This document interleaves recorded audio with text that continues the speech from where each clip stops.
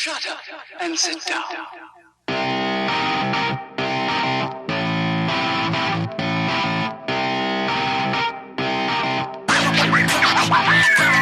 Hello, everyone. This is Scott Lurie. Today on The Hard Truths with Scott Lurie, I've got an unbelievable guest. You guys are going to love listening to JD Sustar. JD's got an amazing background coming from nothing, coming from the death of the world and found his love in real estate. And we're going to get to talk about it because I know a lot of our listeners are potentially in the same scenario JD was in 2018. So JD, welcome to The Hard Truths. We're really excited to have you, and I'm very excited to share your story with our listeners. Yeah, man. Thank you guys for having me today. I'm excited to hang out and chat for a little while. Yeah, well, we're going to get to do all of that.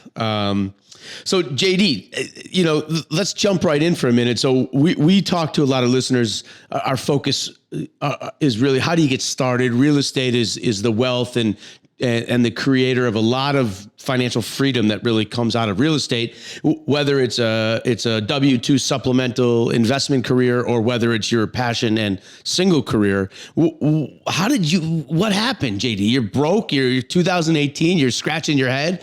You were probably pissed off a little bit. And what was going through your mind? Yeah, that's pretty much exactly what happened. I had gotten to debt like so many people do right out of college in 2013, graduated a bunch of student loans, decided I need a jacked up truck like every other guy down here in the South, bought my wife a wedding ring, blah, blah, blah, same old, same old. And so next thing I know, I'm over $100,000 in debt and I'm 22 years old and I'm about to get married. And that's a problem. Yeah, the problem. Going the wrong direction. Yeah, big time. And so for me, what I did the next probably 5 years really was claw my way out of that. And I did that through another, that's a whole different story, personal finance story really, where we really took control of our money, budgeted, cut expenses. I worked on increasing my income through, getting into different careers. And so that's a whole journey in itself. We finally get to 2018. We got our finances pretty darn cleaned up. I think I had a couple car loans out, but they were minimal interest. The student loans were gone. The credit card's gone. The wedding ring's gone. And I'm at this point where I have extra cash for the first time in my life. We got an emergency fund in place. We just had a kid. I'm like, okay, we're in a good spot. What do I do with this extra money? And if you're like the majority of people, at least where I live, it's you go buy a boat. You get back into debt. You go, like, how can we go waste this money? I didn't want to do that. And so I had to make a decision of, all right, where am I going to invest this? I knew I wanted a different future for my life, and I knew the only way to get there was to invest. And so it was deciding where do I want to go? Because there's a lot of different options. You got stocks and nowadays crypto and, you could start a business, whatever else. But for me, it was real estate. And the easy answer for me, I'm a pretty simple guy, is I look and say, for centuries, this asset has been making people very wealthy. Just for centuries. So you had that thought in your head. You had that thought when you were in 2013, when you were frivolously spending money and creating the hole that you got into. You knew somehow you had that moment. Was there a role model or somebody that you're like, that person's wealthy and they're in real estate? Or how did you come to the conclusion that real estate for hundreds of years have been making people wealthy? How did you know that? Where did you? Was that in a book you read? Was that in an online course? Was that your friend was wealthy because he's in real estate? How did you think real estate? How did you know to connect those two dots? Yeah. So I think a number of things, a lot of things compounded on me. I listened to a lot of podcasts. So I was just hearing, at the time it was like Bigger Pockets was one of the bigger ones. Reading The Rich Dad, Poor Dads, reading Richest Man in Babylon, which I absolutely love that book. You always hear the statistic, 90% of people who are millionaires have real estate. And then, so though I'm hearing all this stuff, I'm listening to all this stuff, and then I look close to me, my father-in-law had actually bought land, and he wouldn't even consider himself like a big-time real estate investor. He just lived in Central Florida and bought land that he enjoyed buying. Like, he would buy property because he wanted to play on it. Well, he held on to it for 30 years and it worked out in his favor. Now that property, all those properties are worth way more. And so I saw, wow, for him, land and some rentals down in the Keys have done pretty well. And then one of the biggest things for me that really put the cherry on top was my best friend. His name's Gaston Albergati. Got into real estate right when we graduated college. And I would say by the time we were 27, he'd have to verify this, 27, 28, he was already worth over $2 million, which is pretty darn good. So you and him took different paths graduating college. You bought a truck and he bought real estate, and you guys figured out that he's a smart guy and I've made some mistakes. That's exactly right. But what was cool is while I'm digging myself out of this hole of debt, we're best friends. So he's still in South Carolina. I'm in Florida at this time, and he's telling me all these real estate stories he's doing. And so it was essentially like I was getting mentored in real estate, but that wasn't what it was. It was just two buddies talking on the phone. And he started out being a bird dog, finding deals. Well, then, they would like present them to buyers. They had buyers. Well, then it was like they were weaseling their way into owning some equity in some of the deals they found. Well, then he started keeping some of the properties. And so I moved back to South Carolina from Florida and got my finances cleaned up. And you got a lot of listeners, I think, who are kind of wanting to get started. I can still to this day remember that fear of, I know this is what I need to do. I have somebody in my corner, my best friend who's been doing it, who's now a multimillionaire. We're not even close to being 30 years old yet. He's holding my hand now at this point, and I am still scared to buy that first property. Listen, I remember buying my first property. You're scared like you just stole something or like you just committed a crime. It's part of that process where you're like, holy smokes. But let's back up for 2 minutes, JD, because I think it's important for a lot of listeners to understand. There was the moment when you said, I got to change my life, right? I'm $100,000 in debt. I have a girl. I'm getting married. We're probably going to have kids. I want a better future for my family and my life. Yet you can't enjoy the constant stress of debt because it's unwavering and it doesn't go away. You then in 2008 said, hey, I'm going to make a change for the better. Now's my time. And I'm going to be scared and I don't know anything. I'm going to learn, I'm going to listen, I'm going to podcast, I'm going to learn how to do it. But what I'm going to do is I'm going to make change for the better and I'm going to be prudent with it. And you took what was a small nest egg. How much did you have to get started? You remember how much you had when you said you finally, 2018, got to the point where you were ready to make your first purchase? My first property, I put $15,000 down and about $10,000 into it. So you had a $25,000 of cash investment of yours into your first property that changed your entire trajectory in life and your entire mindset that, hey, my best friend is a multimillionaire at the age of 30. I'm barely just scraped out of what was the bottom of the world, negative in debt with a really cool car to show for it. And instead, now I need to go build wealth. And so a lot of listeners ask that question. A lot of people are scared to ask this question, right? They're more scared to ask the question of how do I get to where I want to go versus the answer of, well, I'm here and I'm scared, but I can solve it because I got a good support network around you. So let's talk about that first purchase, if you don't mind. So you're ready to get going. Did you, and you were scared about it. You remember it vividly in your mind. How much conversation did you have with your best friend who was your unofficial mentor at the time? Yeah, he brought me the property. He was going to buy it for himself. And he was like, you need to get in. He has his license too, so he was brokering the deal. It wasn't like, he got paid on it, but he wanted his buddy to get in. I mean, what a great guy, and so I still tried to back out. I was so scared. We're getting close. I'm like, dude, I want out. I was like, I can't make myself do it. I'm scared. I've worked so hard to get out of this consumer debt. I don't want to get back into debt. And it took me a while to really understand and comprehend the difference between the debt that I had just escaped from, that was kind of like quicksand, keeping me from really moving forward, to this debt that has now freed my future. Right. And so let's talk about that, because that's one of the biggest points where people really need to understand. Debt, when used properly, is not the quicksand that most consumers are used to, right? There's a lot of people that get punched in the face in the consumerism where you're on a credit card debt that goes from 18 to 27, you miss a payment, now you're at 35, and the quicksand keeps going and you're like, holy hell, versus what real estate is when you learn, hey, this debt, which is allowing me to build my rental portfolio. And oh, by the way, the tenants get to pay that debt for us so long as they're full and occupied. This is different debt, right? This isn't debt that comes out of my pocket. This is debt that comes out of the business's pocket to help me grow and sustain ourselves. So walk me through that education experience, because that is I think a very important piece for the listener, right? The listener has to really think to themselves, hey, I'm in consumer debt, right? The consumer debt in our country is at an all-time high, right? So anybody listening to this most likely has some form of consumer debt. That's just the way the world we live in.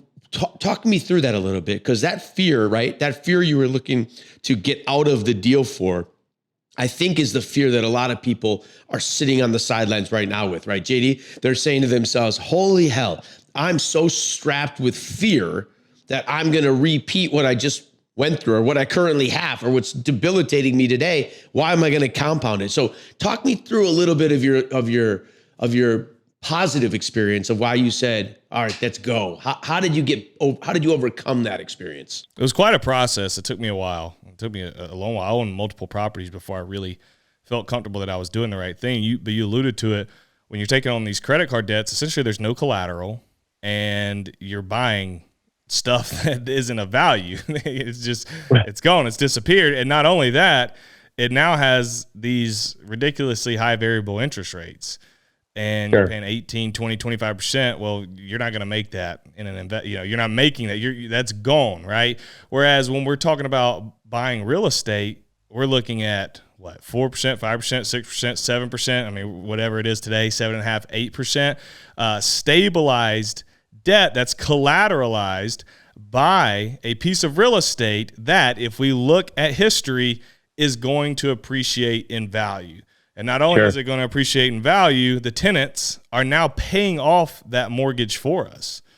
And you can also, JD, your improvements increase the value, your energy, your effort, your sweat equity, your improvements to the landscaping, your improvements to the physical structure of it increase the value of it, versus the other side of it, which is remarkably amazing that our world has become such suckers for the consumerism. Because what you said 2 minutes ago is so true.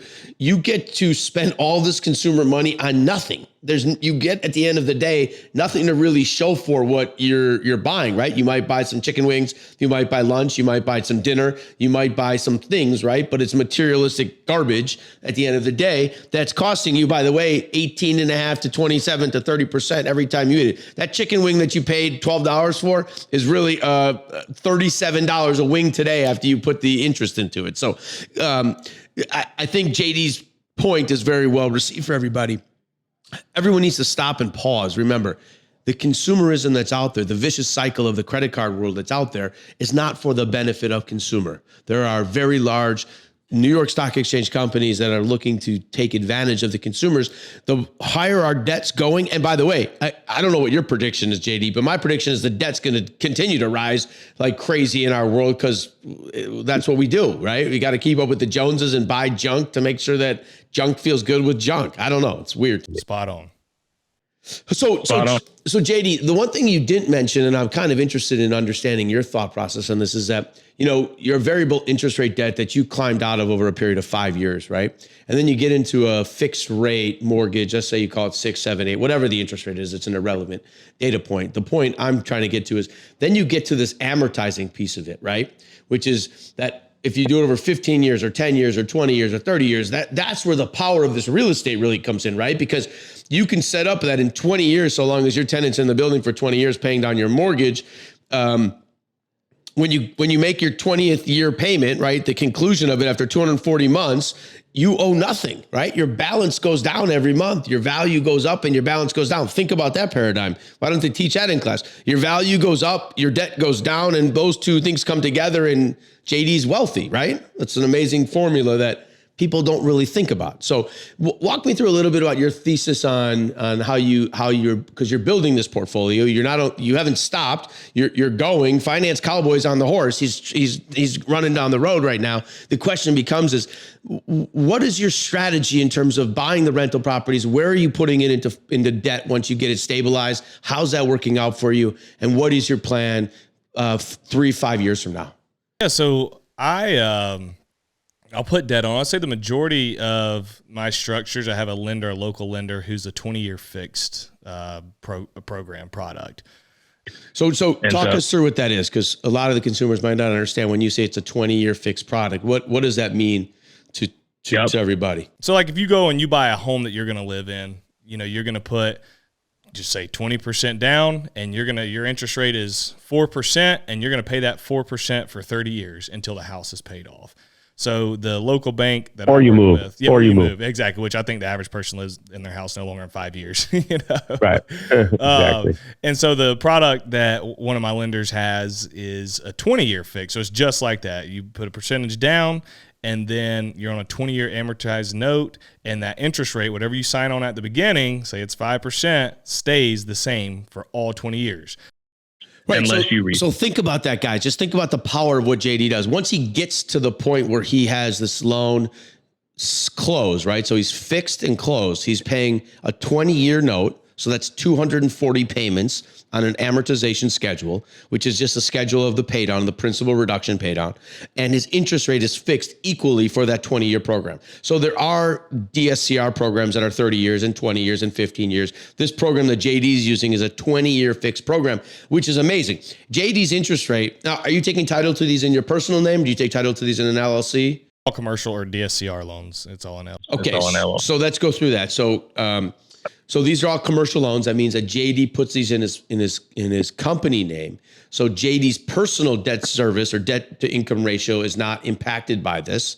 So JD's striking 100 for 100 right now. He's then putting him into a DSCR, debt service coverage ratio loan. So that covers basically the difference between the income and the PITI of what's being spent. So he gets a ratio coverage, and usually the ratio is 1 or 1.2, depending on where you end up. And then JD puts it away on the shelf. Hey, 123 Main Street is on the shelf for JD for 20 years. And you know what JD has to do for that 20 years? Well, other than kick back and relax, he's got to make sure that that property is rented and he's collecting rent for 20 years. That's JD's job. He can make sure the grass is cut. He can make sure all the other things are happening. But the difference between his $700 a month payment and his $1,200 a month income that he's bringing in, between those two numbers, that $500 goes right into JD's pocket. And of the $700 that's being paid, we have interest, right? So you have interest that's being paid based on the fixed rate, but you also have the principal pay down. So over 20 years, those numbers being paid down. So if he starts with $100,000, the next month he owes $99,700, and every month that's being paid down. That's the power of the real estate. That's the power of this game, right? The power of what JD's building is. JD started negative. Now JD started with a $15,000 deal that he invested in, and now JD's building up a portfolio. So if you think about the power of where he has gone and what he's doing, this is pretty remarkable, guys. I'd like you to just pay attention a little bit. So JD, walk me through it. You buy your first home, you buy your second home, you buy your third home. When you said you got to the moment after you bought a bunch of homes that you said, I think I'm doing the right thing, right? You went from scared and fearful of the debt, right? You were scared and fearful because you've been burned by the debt, right? You bought all this crap, and thank God you were a great consumer and you paid it all off, and okay, but now you're buying real estate and you were scared again. Give me the moment when you were like, all right, I'm doing the right thing. And why do you feel like that was the moment where you were doing the right thing and then you elevated it to say, I'm going to go make this my future, my career? Mm-hmm. I believe it's hard to say, to be honest. I can't tell you the exact moment, but the general moment, the general thesis where when you went to lay your head on a pillow and you're like, hey, honey, I think I did the right. We're on the right trajectory, right? Let's say the trajectory path was right. Yeah, when I looked at my PFS, my personal financial statement, when I was 29 years old, so it had been 2 years after we started investing, and it said over $1 million, and a couple of years before that, we were pretty much at zero net worth. Okay, so I'm sorry, because now we're going to go on one of those tangents I just talked about. So I apologize. So 2018, 2013, you probably didn't know what a PFS statement was. And I encourage everybody who's listening to make sure you have your own personal financial statement. Even if it's not what you want it to be today, it gives you a very clear path to your personal financial statement. And so what JD was just saying is that when after 2 years, so this is after 2 years of hard work and tough energy, JD saw his PFS. So his paper value, what JD's worth on paper, is now worth how much? It was a little over $1 million. Now it's over $2 million, but in 2020, it was over $1 million. So in 2020, after coming out of the ruins of the world, of what was this, you can call it being a sucker to the screens of the world that we were in, but I'm not. I'll be nicer than that. I'll say you're part of our apocalypse of our social society, that materialistic things really make you better. You in 2 years of energy, right? From 2018 to 2020, you did something remarkable, right? You went from, as you said, in the ruins to having on paper, JD is now worth $1 million. So if you're a listener, right? Let's say you're a listener, you're listening to JD's, by the way, JD's got amazing Instagram. I hope he was going to wear a cowboy hat for us today, but he chose to wear this other hat. Headphones over. Oh yeah, that's a good point. But he has these great Instagram reels, so I encourage you to check him out. But my point of saying that is, when you think about what he's done in a year, how many people would work really hard? I always ask this question: how hard would you work to make $50,000? How hard would you work to build your financial worth to be $1 million? JD created the sauce. He figured it out himself that, hey, the sauce for me to get from zero or -0, so whatever that number is, to positive $1 million of net worth, right? So net worth, the value of his home, whatever the value of his portfolio is, less his debt, equals his equity. And that's what creates your PFS. That's what creates your net worth. Your assets minus your liabilities. So your assets, the home, right? So your assets, the home, it also could be your crypto. It could also be a boat that you own free and clear. Whatever your assets are, people have a lot of different assets. We focus on real estate because that's what we are, real estate people. Your assets of your real estate minus your liabilities. So JD mentioned to us already that we've got some 20-year fixed rate mortgages. So those come under the liabilities. And when he takes those two things and puts them together, he gets what is his net worth. And JD, in 2020, 2 years after the apocalypse of the finance cowboy coming out of the dungeon, he comes out with $1 million in net worth. You got to, first of all, be very proud of yourself, because I mean, it's a remarkable feeling to come from where you are to where you got to. Tell me how that felt. Dude, it feels awesome. I grew up a pastor's son. I'm sitting in my house half a mile from my dad's church. Oh, how cool is that? It's great, but we didn't have money. Pastors don't make a lot of money. It wasn't a mega church. So money wasn't something we talked about a lot. We weren't talking about, buying real estate or going to our beach house. My family, we've bought a beach house now. It's like my kids get to hear, hey, we're going to the beach house. We live on 11 acres. I didn't grow up on 11 acres in a big old house and a swimming pool.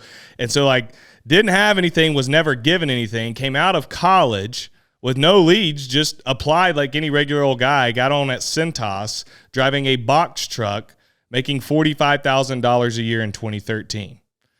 And then I look back in 2020, 7 years later, coming from just a regular old home, making a pitiful income, really, right out of college, to now being worth over $1 million and building this portfolio. Dude, it was crazy. I mean, there's a lot of work when you're in the middle of it. And as I continue to grow older, I learn more and more to always enjoy the journey more. But I was just so focused on next property, scale, that I wasn't really necessarily paying attention to what it was doing for me until I took a step back. And I don't remember what made me really just say, all right, let's just pump the brakes for a second and see where we're at.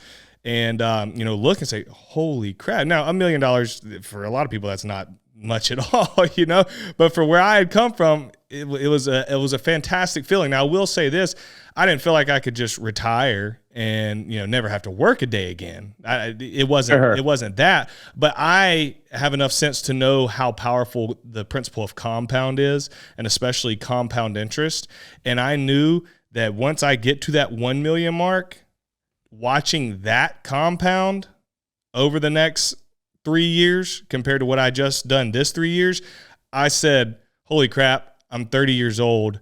Barring something catastrophic, we're going to be potentially pretty darn wealthy, and I can maybe do whatever I want before 35. And so when that hit me, I was like, man, this is awesome. In that moment when you're sitting, not to bring you up to the worst moments, but when you were sitting in that box truck with Cintas somewhere in America, walking into one of your worst clients you ever could imagine, to the feeling of actual having financial freedom 7 years later.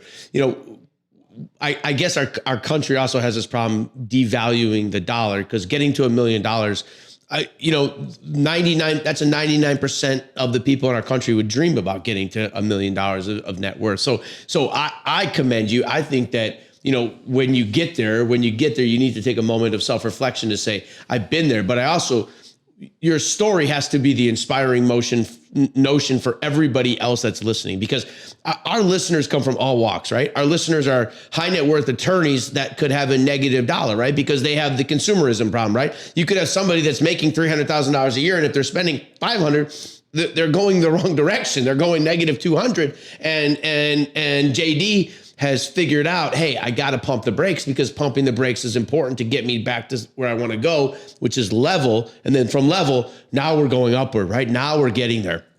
So I want to take that time, JD, just to let our listeners understand the power of what it takes to get to a net worth of $1 million, it's possible for everybody, right? I don't think that JD had any special sauce. JD said he came from a pastor's son. They didn't have money. He was driving a box truck with $100,000 in debt at the age of 22 or 23, and saying to himself, man, this is terrible. But he didn't understand how terrible it was until the tree started shaking. And, you compliment his friend or somebody else, but it might be the person at the coffee store that says to you, hey, how's it going today? Or you never know who's going to impact your life. And I like to tell my children, hey, be friends with everyone, because you don't know who everyone is. Everyone can impact your life in a very powerful way.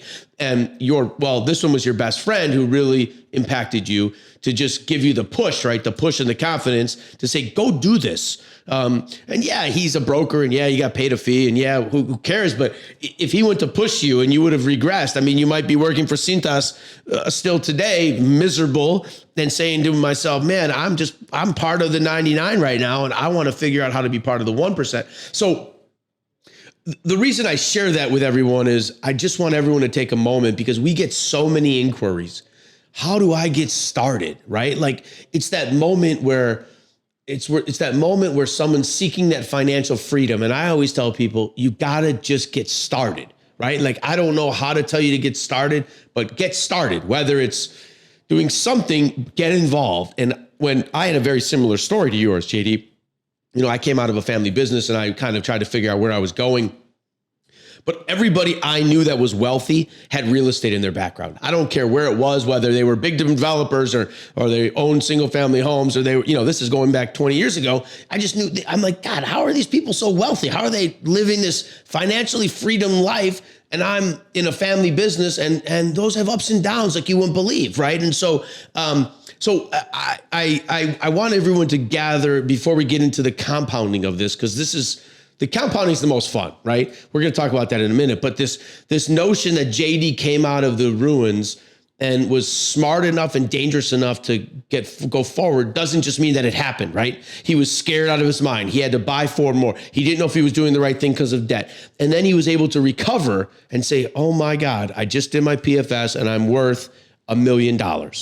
And as JD said, that doesn't mean I can go retire. That doesn't mean I can go do nothing. That doesn't mean any of that. So don't take your foot off the gas, because we're going to talk about what to do when you're going 60. We now need to go to 100.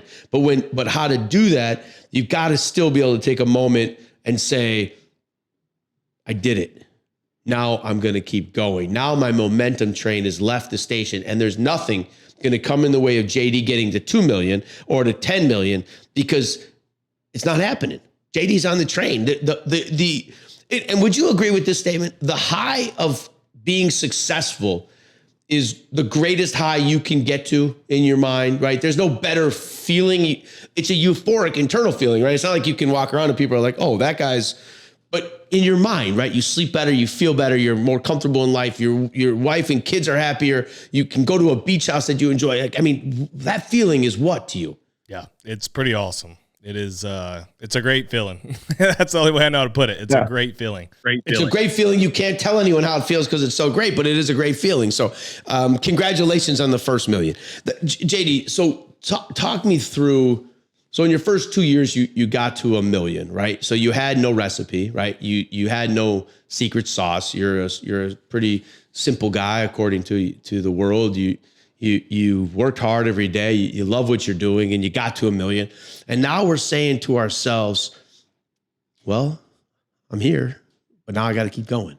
So walk me through that, because you touched on compounding, and I think compounding is probably the most important thing, because that's what gets me the most excited, right? I want to start from here, and when you get here, it's like, well, now I can go all the way to here, and then you can go all the way to there, right? And so I'm trying to figure out, how do you keep that train going? So walk us from the 1 million point to the 2 million. So 1 million of net worth equaled how many properties did you have at that time when you got to 2020? So I don't remember exactly, but I think one thing that's probably even more helpful for my story, even just from going 1 million to 2 million, is how I was able to scale to get into the millions.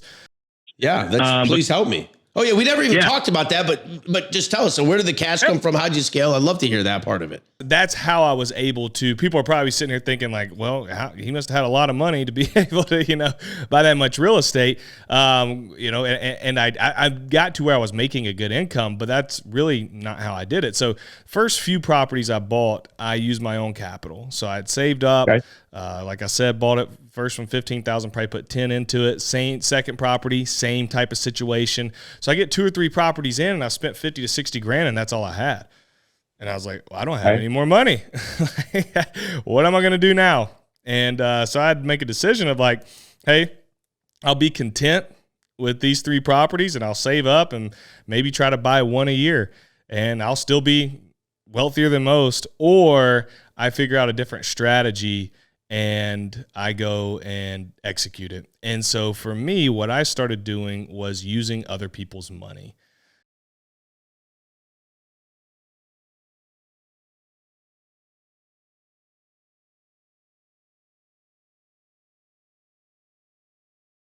Yep. So there's a number of ways you can use other people's money, a lot of ways. But what worked for me was having a private lender, so somebody in your network to lend you money. And you may say, well, I don't have that person right now. Well, that's okay. A lot of people can't just snap their fingers and have somebody in their network today who will lend them money. But if you network and you go deep enough into what I call the network tree, you will find somebody who will lend to you on your real estate deal. So it could be as close to you as a father or an uncle or a cousin or a coworker or a coworker's friend or another investor, or just a high net worth old man at your church who wants to diversify his portfolio. Look, guys, there's 7 billion people on planet Earth. There's over 330 million in the U.S.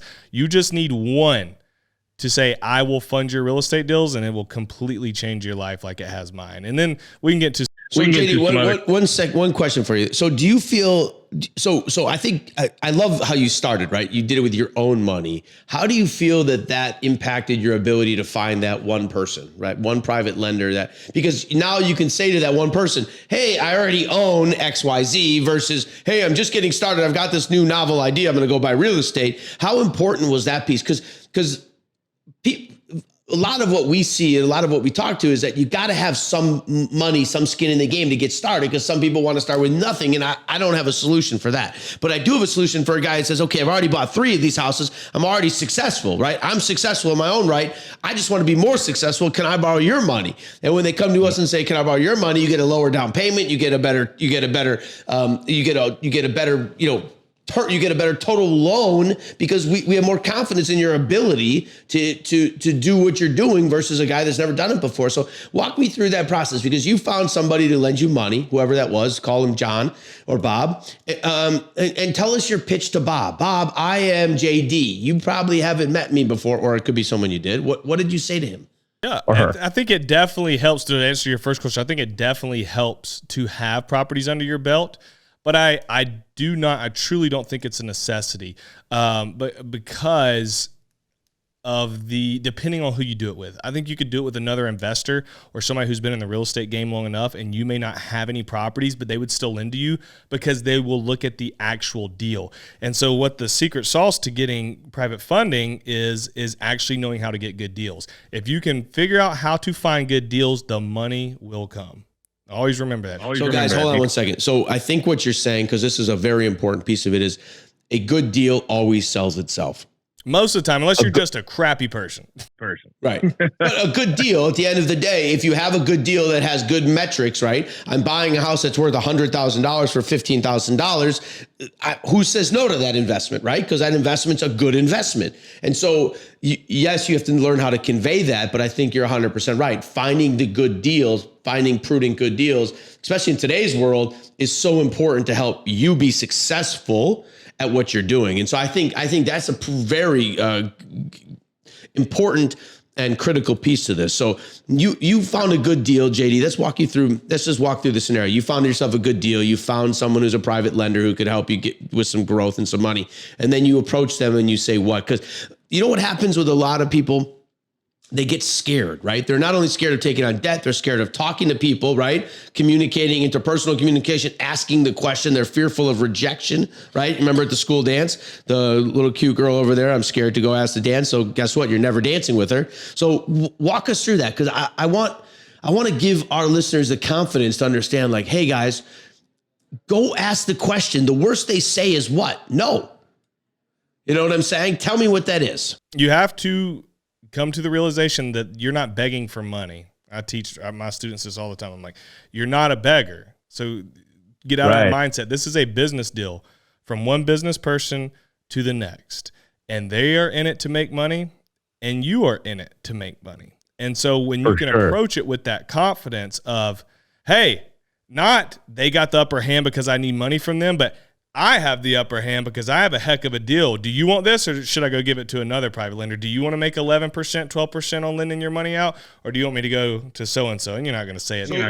So let's go through that, because that's that's spot on, right? So JD, so you go to them with a confident approach to, I've got a great deal. Do you want to take this opportunity and be my partner, be my private lender, or should I take it somewhere else? And that's the confidence that I think you have to just innately have to some level, but you can also be taught that to learn the deal, sell the deal, go out and communicate the deal. You'll find that private lender. You're 100% right. I mean, yeah, and they're making 12, let's just call it 12%, just throw a number out there. Sure. 12%, and they have the home as collateral, right? And then you want to try and stay away from this if you're the investor, but there's probably a decent amount of times you're going to personally guarantee that loan as well. And so It's like they're in a good spot. The lenders are in a good spot to be taken care of should something happen to you. And so it's not like this huge risky thing for them. Number one, if it works, which if you have a good deal, it will work. They're making 12%. The market's not returning that, right? They can't do real estate deals really that quick and get their money back that quick, making 12%. So they're making really good money. And then if you do default, guess what? They have a heck of a property with a lot of equity that they can go and make money on. So it's a win-win for both. Yeah. So JD, because a lot of people that you talk to is really fearful of how do you talked about the network tree, and I think the network tree is a very important piece of our lives, right? So I teach my kids, and I've taught them since they've been very young, be friends with everyone, right? Because if you're friends with everyone, your network tree is pretty large, right? But there's a lot of people that, this is not a knock on the Cintas driver, but the Cintas driver doesn't, in his mind, potentially think that his network tree is of merit, right? Because he's like, I'm a Cintas driver. But the reality is, quite honestly, that Cintas driver's network tree probably should be one of the larger ones because of his interaction with everybody that he's interacting with every day. You don't know when you stop into that business to go service that business owner might be an investor, or the VP of sales or VP of safety or whoever might be an investor. So walk us through how you approach the network tree, because I love that terminology, and I think that's very important for listeners to really get their arms around. The network tree and the impression that you create of who you are to your network tree is very important. I always say start with friends, families, family, and coworkers. That's low-hanging fruit. Start there. And you may say, okay, none of them will do it. Well, that's fine. Start asking them, hey, who do you know? Who can you make the connection to me with that has invested in real estate, or that's well off, or that invest? Your parents know somebody who's a big-time investor, whether it's real estate, stocks, something. your sister, your cousin, your uncle knows somebody and has somebody close to them who's a big dog, high net worth person, coworker, same thing. So start there and let them expand your tree and make those connections, because those are going to be, pretty decently intimate connections because those are the people that trust you the most. They can put in a good word for you. And then next, I tell folks, if you want to find a private lender, go to 3 local real estate meetups and you'll have a private lender. I don't think you need more than 3. That's and the local real estate meetup. But so JD, let's go back to one point you just mentioned. So you've got friends and family, right? So let's go through that group, right? Because I think you're 100% right that you start at the core. Are you sending out a mass text to them? Are you calling each one of them? Are you emailing them? Hey, as you know, I'm interested in real estate. I'm working on an investment. Do you know anybody that'd be interested in being my partner lender as I continue to grow my business? How do you talk about the communication? Because a lot of people are lost in these phones, right? This thing right here. A lot of people get stuck behind this phone and forget about personal engagement, but it's also time consuming, right? So walk me through how you like to teach that or talk about that, because that's I think a very important piece of this. I think it's good to be really cool, have some emotional intelligence, have some feel.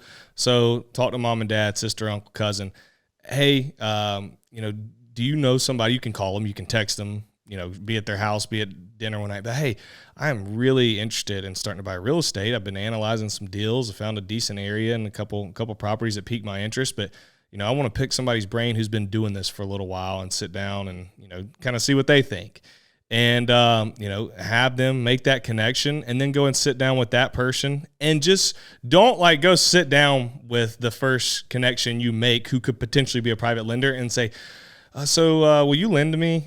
That's not going to work. Right. Be a human being. So sit down, and the best thing you can do, I've been in sales my entire career, and number one sales advice I can give anybody, there's a lot of pieces of sales advice, but just ask people about themselves. Everybody's favorite topic is themselves. So sit there, and for the first hour that you're meeting with this person, just ask them about themselves. Ask them about their life, their business, real estate, everything they've done in it. And then once you've buttered them up, you guys are buddies, there's trust there, tell them briefly, do not spend hardly any time on yourself. Just say, hey, I'm brand new to this. I'm looking in these areas, or I need help looking in these areas. Wherever you're at in the journey, where would you recommend me looking? What's your strategy?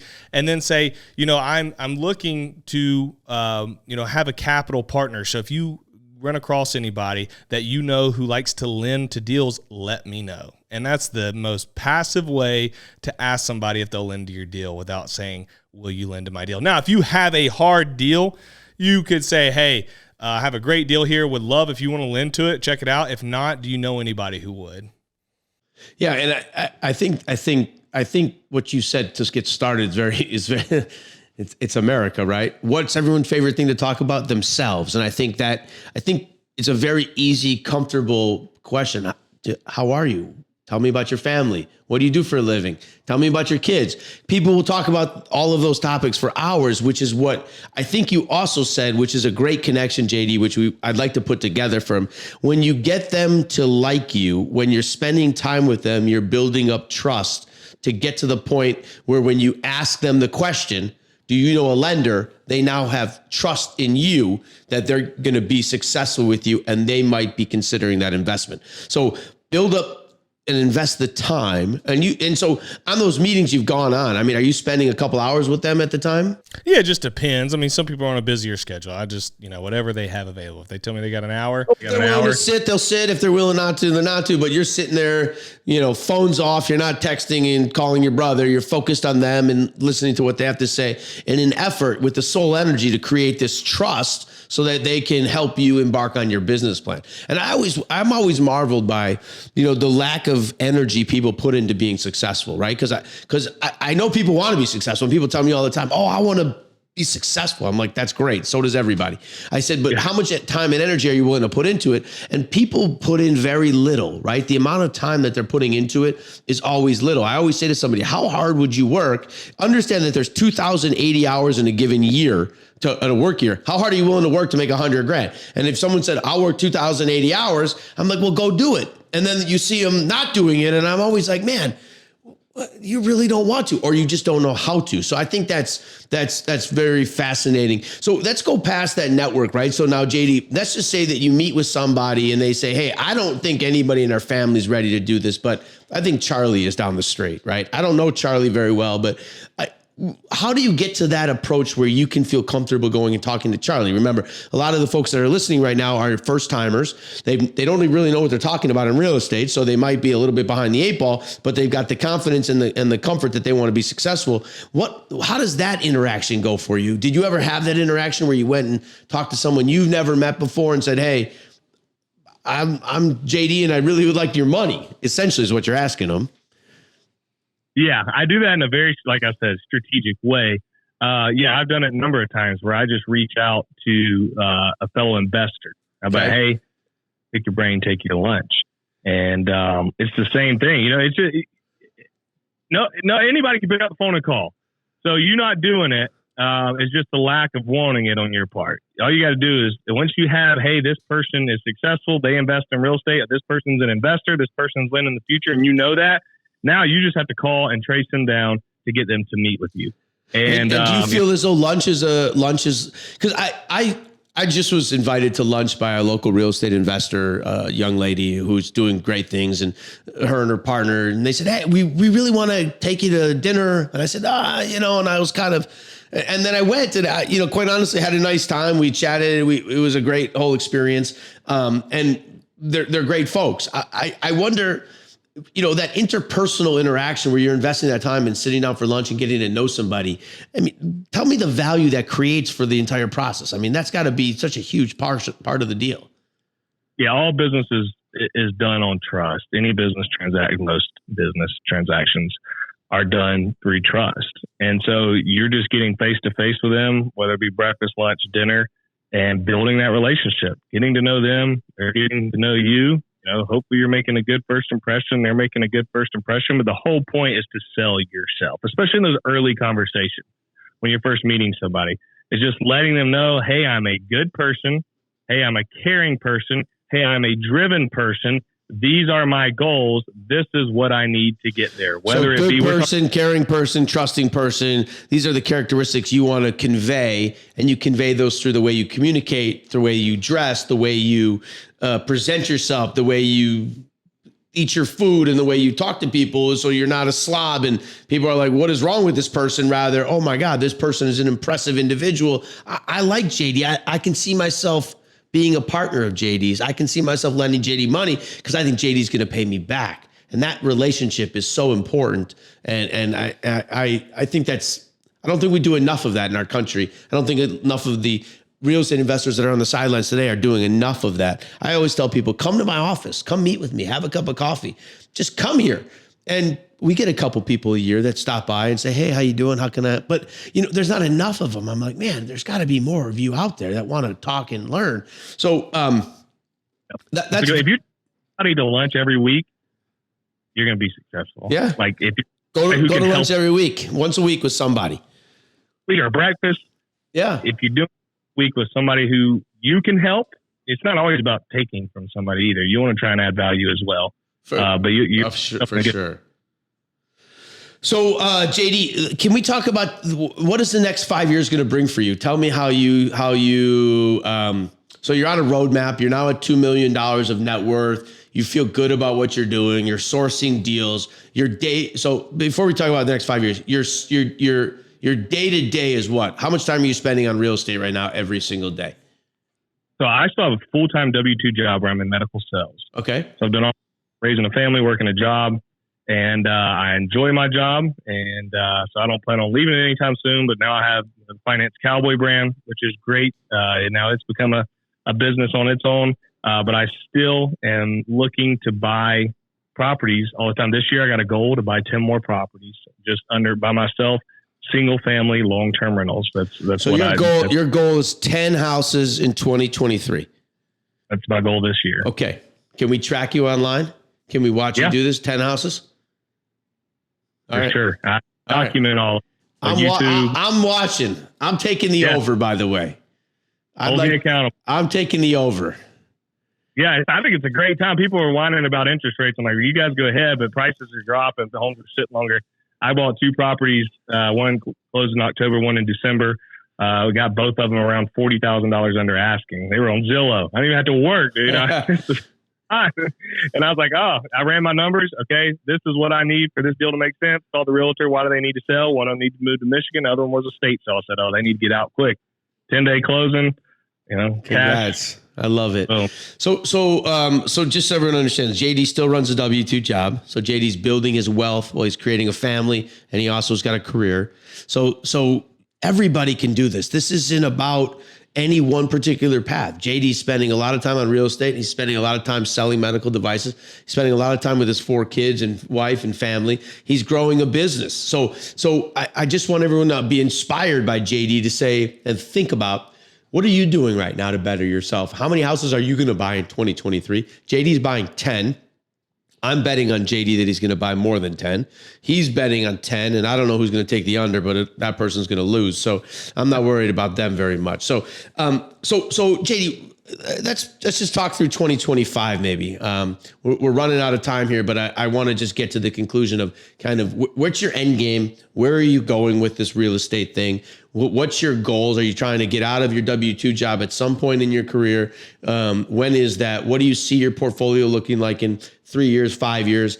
And, and then I've got one closing question for you at the end. And then so I'd love to hear that answer if you could share that with me.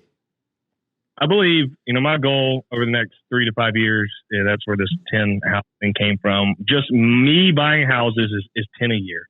So in 3 years, that's 30, 5 years, that's 50. Okay. Puts me, I'd have to do the number off the top of my head. I'm trying to think net cash flow. That should be somewhere, pretty. It should be 15 to 20 and 30 grand in cash, depending on where, right. And interest rates and all at that time. So, that gets me to where I want to go. I also see, because of the brand with Finance Cowboy, potentially raising some funds, whether it's through syndications or funds, and dabbling in the multifamily space and helping other people buy passively. I think that would be a lot of fun. I have that infrastructure in place through some acquaintances as well. So, sure. So looking at that future, continuing to scale the Finance Cowboy, and then working my job. I have no plans. People ask me this all the time because that's what's popular on social media. It's like, are you escaping the W-2? My W-2 doesn't feel like a rat race. I love it. I enjoy it. So I'm not. I always tell people you got to be real careful trying to escape something, right? Because it's not on life. Well, that's too much social media more than anything. I mean, having a nice, stable W-2 job that comes in and you're comfortable every month, that pays your jobs and gives you insurance and feeds the family and puts some money aside so you can buy more houses is not a bad thing. I don't know what you would be escaping from there. People say, well, I have to go to work every day. I'm like, well, okay. I guess that's what you can escape, going to work, if that's what you want to call it. Yeah. Okay. Yeah. Yeah, for sure. So JD, can you tell our listeners, because you mentioned Finance Cowboy a couple of times in this meeting, and I actually love the brand. I think it's brilliant. I think I'm disappointed in no cowboy hat, but now I recognize that earphones don't go over it. But just walk us through it. So Finance Cowboy, how do we find you online? How do we find you on the social platforms? Can you just tell our listeners how they can keep in touch with your journey, and so they can follow you so that they can pay me, because I'm taking the over. You're going to buy 11 houses this year. How do they keep in touch with you, JD?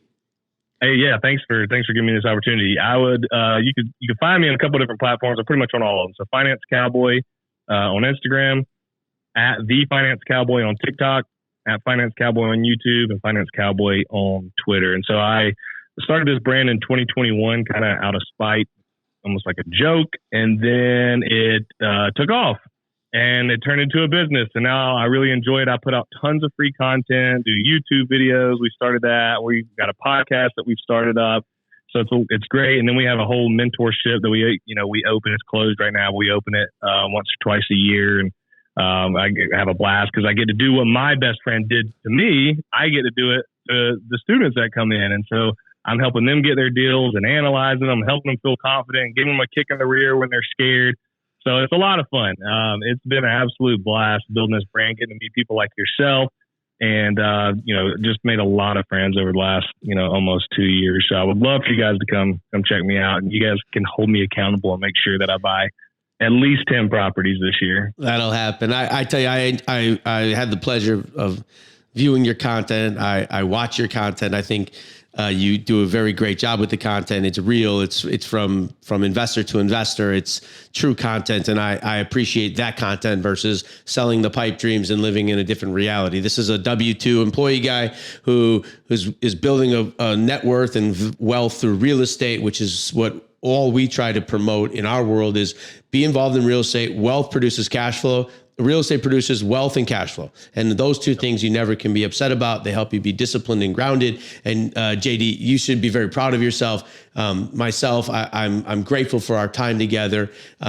You've joined us today and spent some time with us, and we'll continue to follow your journey at Finance Cowboy. I want to thank you for your time. My name is Scott Lurie. We're with the Hard Truths today, and I want to thank JD for joining us. Please check him out at Finance Cowboy on all of the social platforms. And JD, thank you for being here. You've been a great guest, and I hope our listeners get to find some value in everything you shared with us today. Thank you guys so much for having me. Awesome. Take care. Thank you.